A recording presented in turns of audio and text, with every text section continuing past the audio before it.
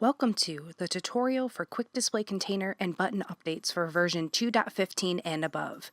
This video explains the changes that have been made to the creation of Quick Display buttons with the release of version 2.15 of Show Control. Follow along on screen or on your own Show Control computer as we explore the new setup. Open Display Studio by clicking the Display Studio icon on your Show Control desktop.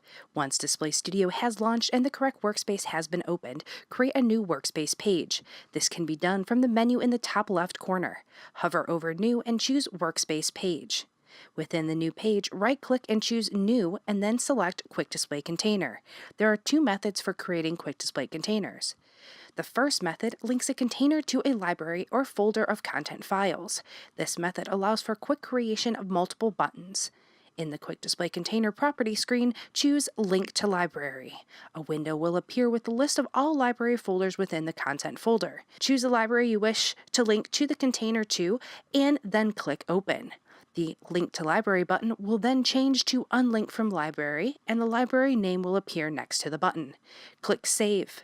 Any piece of content already in this library or added to it will now have a button automatically created for it within this container.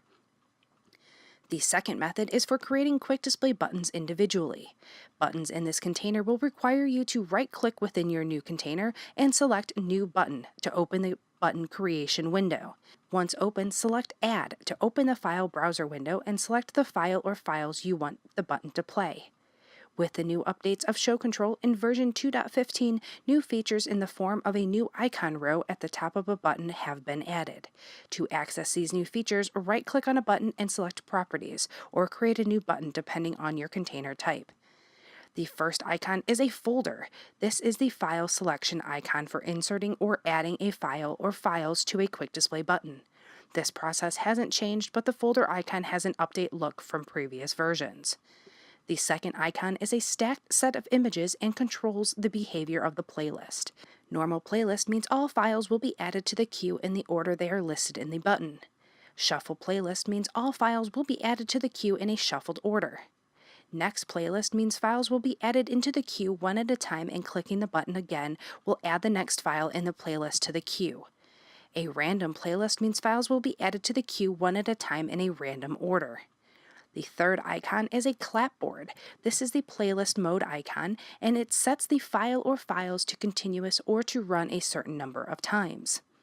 The fourth icon is a circular arrow, and it sets the runtime for the selected content. Here you can set the duration of the content or the repeat count of the content. The fifth icon is an arrow and allows for setting an entry transition to the selected content.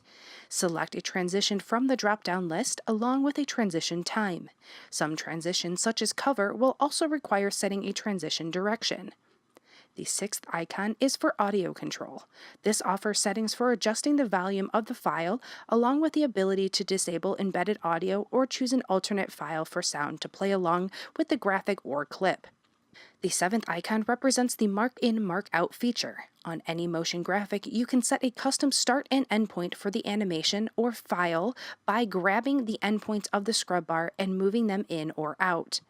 The eighth and final icon is a thumbnail. Here you can use the scrub bar to determine which portion of the motion graphic to use as the button's thumbnail. This can also be done from the thumbnail icon in the top right of the button, located next to the color palette icon. For stills, the scrub bar will be grayed out. When these settings are complete, continue with naming the button and selecting a button color if desired, similar to previous Show Control versions. Once finished, click Save. This concludes the tutorial for Quick Display Container and button updates for version 2.15 and above. Continue to other videos for more information on Show Control operation.